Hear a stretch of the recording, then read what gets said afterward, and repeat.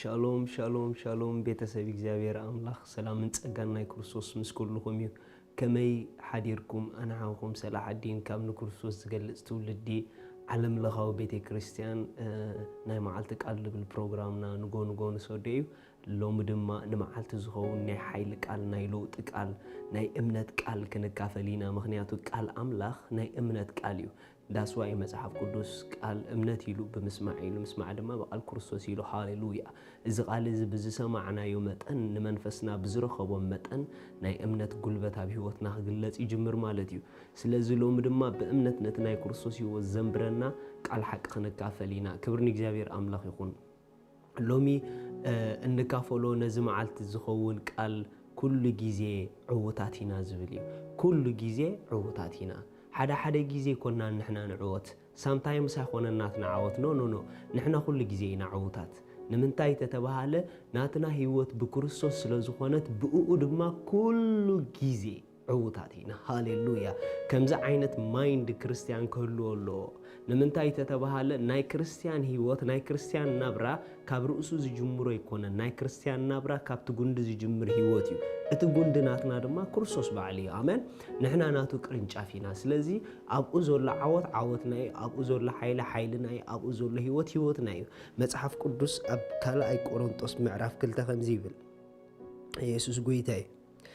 ካብ ጥቕስ 13 ካብ ጥቕስ 14 ከምበልኩም ግና ኸነት ብክርስቶስ ኩሉ ሳዕ ናብ ዓወት ዝመርሐና ሃሌሉያ ኩሉ ሳዕ ናብ ዓወት ዝመርሐና በኣናውን መዓዛ ፍልጠቱ ኣብ ኩሉ ቦታ ዝገልጽ አምላኽ ስብሓት ይኹኖ ማለት ኣብ ማእከል ነቶም ዝድሕኑን እቶም ዝጠፍኡን ኣብ ቅድመ አምላኽ መዓዛ ክርስቶስ ኢና ነዚኣቶም ካብ ሞት ናብ ሞት ነቲኣቶም ግና ካብ ህይወት ናብ ህይወት ዘብጽሕ ሽታ ኢና ነዚ ክእለት ዘለዎስ መን እዩ በአምላኽ ተደሪኽና ብገርህነት ኣብ ቅድመ አምላኽ በክርስቶስ ኮይና ንዛረባሉና እምበር ከምቶም ብዙሓት ንቃል አምላኽ ዝሓዋውስዎ ኣይኮንናን ኢሉ ጳውሎስ ሃሌሉያ ክብርን እግዚአብሔር ይኹን ኣብዚ ጽሑፍ ግን ሓንቲ ፓርት ኸርኤኩም ደልየ ዘለኹ ስለ ዓወትና ክጅምር ከሎ ከምዚ ኢሉ ቀፂሉሎ ግና ኸነት ብክርስቶስ ኩሉ ሳዕ ሃሌሉያ ሪኹም ብክርስቶስ ኩሉ ሳዕ ኣብ ዓወት ጥራሒና ንመላለስ እግዚአብሔር አምላኽ ስሙ ይባረኽ ኣሕዋት ንሕና እቶም ብክርስቶስ ዝኣመና ዘበልና ካብ ናይ ሰብ ናብራ ወፂና ናብ ናይ ክርስቶስ ናብራ ኢና ኣቲና እንታይ ማለት ካይ እንድሕር ኢልኩምኒ ኢየሱስ ክርስቶስ ክዛረብ ከሎ ኣነ ኢሉ ብርሃን ዓለም ኢሉ ንምንታይ ተተባሃለ ናቱ ህይወት ናይ ብርሃን ህይወት ያ ግን ኣብዚ ጠጠው ኣይበለን ጎይታ ቀፂሉ ድማ እንታይ ኢሉ እቶም በኣይ ዝኣምኑ ድማ ኢሉ ናባና መፅዩ ብርሃን ህይወት ክረኽቡ እምበር ኣብ ጸልማት ኣይክኾዱን እዮም ሪኢኹም ኣብ ጸልማት ምስዓር ኣሎ ኣብ ጸልማት ምውዳቕ ኣሎ ኣብ ጸልማት ሓደጋ ኣሎ ኣብ ጸልማት ፍርሒ ኣሎ ኣብ ብርሃን ግን ኩሉ ጊዜ ምስዓር እዩ ዘሎ ብርሃን ብዝተገልጾ መጠን ገዛ እዩ ስለዚህ መጽሐፍ ክዛረብ ከሎ ብርሃን ኣብ ጸልማት የብርህ ጸልማት ግን ክሕዞ ይከኣለን ኢሉ ንምንታይ ተተባሃለ ጸልማት ክሳዕ ዝጸልመተ ይጸልምት ክሳዕ ብርሃን ዝግለጽ ጥራሕ ዓቕም ዘሎ ብርሃን ርእሱ ተደኣ ገሊጹ ግን ጸልማት ህላውነቱ እዩ ዘብቅዕ ዋይ ተተባሃለ ብርሃን at any time ሰዓሪ ብርሃን ይገለጽ ዳ እምበር እንተ ተገሊጹ ሰዓሪ ጸልማት ክሳዕ ብርሃን ዝመጽእ ዓቕሙ ዘለዎ ጸልማት ክሳዕ ብርሃን ዝመጽእ ሓይሊ ዘለዎ ጸልማት ክሳዕ ብርሃን ዝመጽእ ዝገዝእ ስለዚህ ናተይናትኩምን ህይወት እንተ ደኣ ናይ ብርሃን ህይወት ኮይና በዛ ህይወት እዚ እንተ ደኣ ንነብር ኣለና ኮይና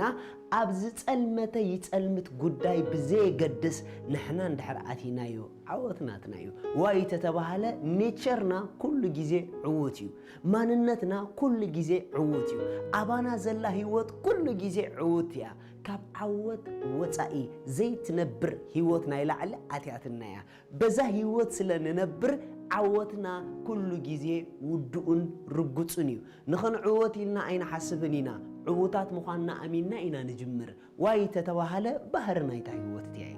እዛ ህይወት ብባህሪኣ ዓወትናታ እዩ ሃሌሉያ ሎማ ሓደ ሰብ ከምኡ ይበል ናተይ ህይወት ብባህሪኡ ዕውት ህይወት ይበል ዋይ ተተባሃለ ኣባና ዘላ ናይ ዓወት ህይወት እያ ኢየሱስ ንዘለዓለም ጎይታ እዩ መጽሐፍ ቅዱስ ኣብ ወንጌል ዮሐንስ ዘገርም ቃል ኣሎ ወንጌል ዮሐንስ ምዕራፍ 16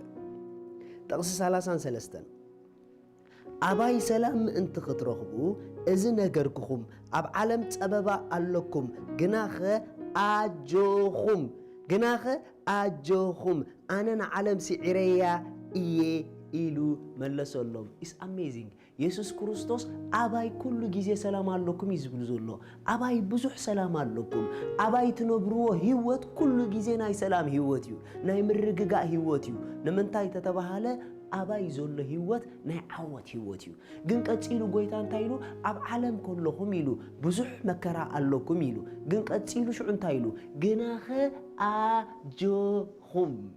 ሎማ ሓደ ሰብ ይበል ኣነ ብኢየሱስ ኣጆኻ ዝተባሃልከ ይበል ሃሌሉያ ብዙሕ ኣጆኹም ኣየድልየናን እዩ ንጉስ ነገስታት ኣጆኹም ኢሉና እዩ ቀፂሉ ኢየሱስ እንታይ ኢሉ ግናኸ ኣጆኹም ኣነ ንዓለም ስዒረየ እየ ብኻልእ ኣዘራርባ ኢየሱስ እንታይ እዩ ዝብል ዘሎ ወላ እኳ ናብቲ ጸልማት እንተለኣኽኩኹም ወላ እኳ ኣብ ዙርያኹም መከራ እንተመፀ ወላ እኳ ኣብ ዙርያኹም ንፋስ እንተመፀ ወላ እኳ እቲ ዘለኹሞ ምድሪ ብዙሕ ጸልማት ዝንቀሳቐሰሉ ብዙሕ ዘይጽቡቕ ዝረኣየሉ እንተኾነ ንስኹም ግን ኣጆኹም ንምንታይ ንስኹም ኣባይኹም ትነብሩ ኣነ ኸ ኣክንዳኹም ንዓለም እንታይ ገይረያ እየ ስዒረያ እየ ርኢኹም ኣክንዳና እሱ ስለ ዝሰዓራ ብእኡ ድማ ንሕና ኩሉ ግዜ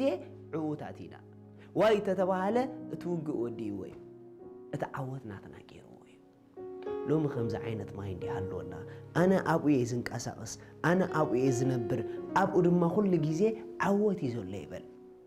ክርስትና ማለት ብክርስቶስ ተወሊድካ ኣብ ጎደና ክርስቶስ ምኻድ ማለት እዩ ኢየሱስ ንባዕሉ መንገዲ እዩ መጽሓፍ ክዛረብ ከሎ ኣነ መንገድን ሓቅን ህይወትን እየ ኢሉ እዩ ስለዚ ኣነ ንስኹምን ዳግም ተወሊድና ኣብዚ ናይ ዓወት መንገዲ ኢና ኣቲና ዘለና ኣብዚ ኢየሱስ ዝበሃል መንገዲ ኢና ንኸይድ ዘለና ኣብዚ መንገዲ እዚ ንኸይትሰዓር ትጠራጠረሉ መንገዲ ይኮነን ምኽንያቱ ደጊምካ ንኸይትሰዓር ንዓወት ጥራሕ ዝተዋሃበ መንገዲ እዩ ሎማ ሓደ ሰብ ደስ ይበሎ ኣብ ምንታይ ጉዳይ ኣለኹም ብዘይ የገድስ ኣብ ምንታይ ጉዳይ ኣለኸ ብዘይ የገድስ እቲ ዘገድስ ግን ኣብ ኢየሱስ ዝበሃል መንገዲ ምህላውኪ እዩ እቲ ዘለኽዮ መንገዲ ናይ ዓወት መንገዲ እዩ ስለዚ ጉዳይ ገና መልሲ ከይሰማዕኪ እስኺ ባዕልኺ ትመልሲ ንገርዮ ዓወት